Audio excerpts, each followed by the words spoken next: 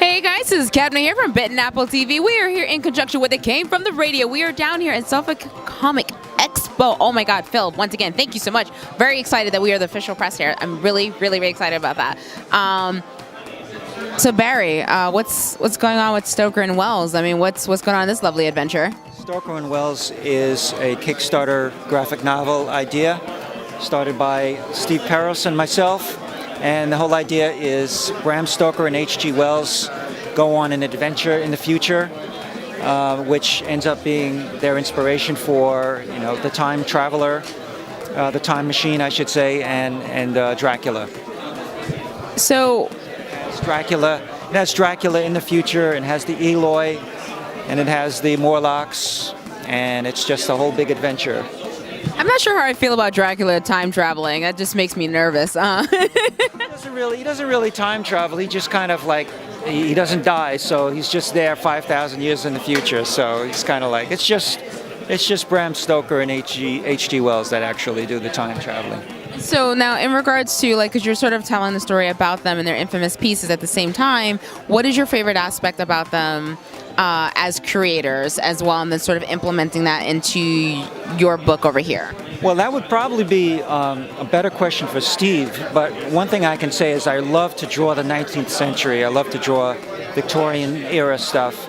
And also, Steve has really incorporated a kind of a nice interplay between the two men, where they're kind of like, especially Wells will really get under Stoker's skin. He'll make little jokes and jargon, and you could see that Bram Stoker really wants to punch him out, because Bram Stoker was kind of like a bruiser. He was like a rugby player and more of an athlete, and he had a little bit of a temper, and he's also a little more refined. His hair is always nicely combed and everything.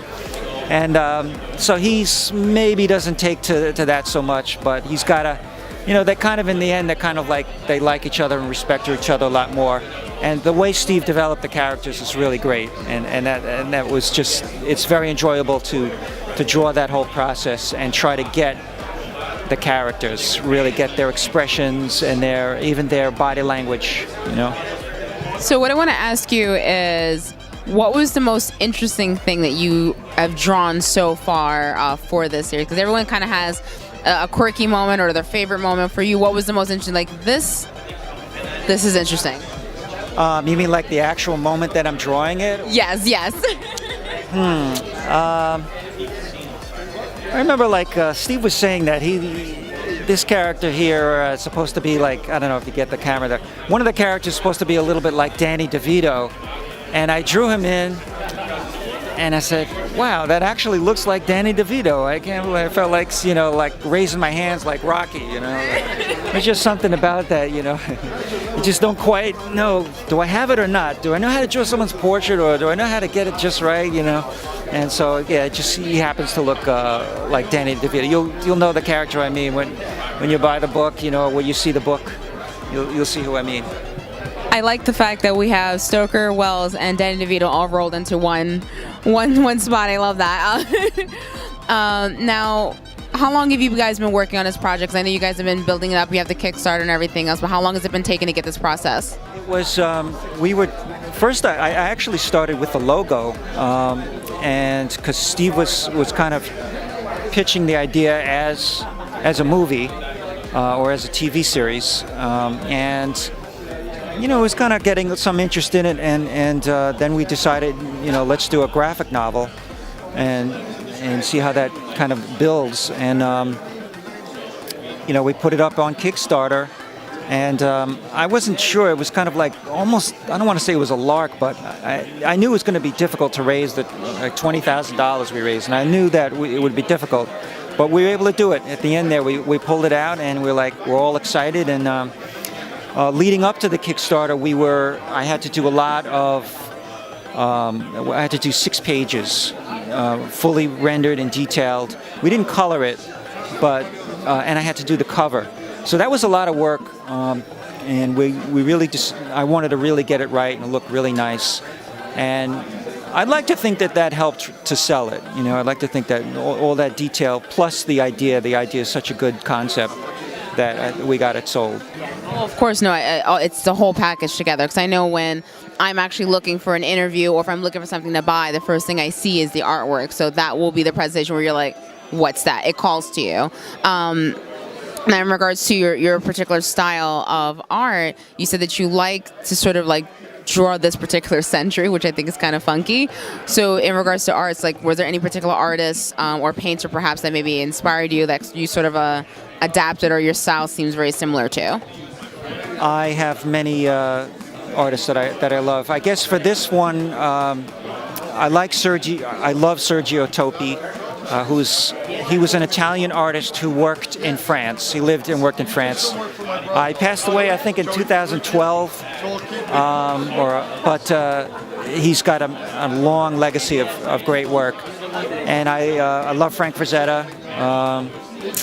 And I love there's so many. Neil Adams, John Romita. There's so many. Gil Kane. So I guess someone like Gil Kane it's not as obvious that he's an influence in this work, but I guess maybe once I start drawing the Morlocks, like leaping and stuff, then maybe Gil Kane will come through, who knows. But yeah, I would say my favorite is probably, right now anyway, is Sergio Topi. Oh my, I think what the amount of detail that you are putting into your artwork, from what I had seen when I was passing by, I fell in love with it. I love that picture of that woman, by the way. She looks so hardcore. I really love what you guys have here, putting 2 timeless classics and blending them in, and then sort of like, I guess, projecting it in the future enough where it almost seems like maybe one of these days it would happen. I think you guys definitely need to come check out their Kickstarter. Make sure you go out and get this graphic novel. And for any directors or producers who are looking at this, make this into a TV show. I'm already into it. Don't get me wrong, I like all the TV shows now, but I need something new, something different. Barry, keep up the incredible work, and I definitely want to see some more channeling of when we start seeing more leaps. Where can people come find you if they want to take a look at your personal artwork and see what you're doing, as well as keep up with Stoker and Wells? Well, I'm on Facebook. Stoker and Wells. You can find it on Facebook. I'm also on this poster I did. I kind of did like my progress on it for the Inktober. There's something called Inktober where artists draw 1 inking per day every day in the month of October. And I didn't do it every day, but I just kept showing little updates of it. And so you can probably find me at Instagram, on Stoker and Wells Instagram, and also Fighter Girl Instagram.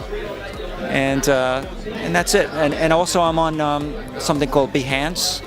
So if you do a Google search for me, you'll find on Behance.com, which has also a lot of my apparel work, and I do a lot of graphic design, a lot of logo design, and I'm a designer for a company called Ruby's Costume Company, which is Ruby's? They're the largest manufacturer of costumes in the world, and I get images from the Marvel movie sets and DC too, but mostly Marvel. And I'll see an image of someone, in pose, in costume, and I'll take those photographs and I'll have to render something photorealistically onto kind of like a pajama, and that gets printed out and sewn up, and you see that at your local, not just Halloween shop, but Walmart or wherever. They're sold like all over the world now. So, and that's a lot of fun. That's a lot of fun to see what's coming out from Marvel, and it's a lot of fun to really examine the costumes. So it's fun. That's a good gig. I like that gig.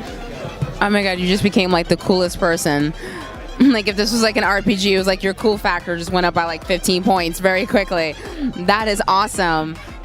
Make sure you guys keep up with everything that he's doing. Be sure to get Stoker. And well, come on now, where are you going to find Dracula? And well, just hanging out. I mean, come on. Think about that. Thank you so much, Barry. I'm definitely going to be staying tuned, following your Instagram, and keeping up with everything you guys are doing. Thank you so much. Bye.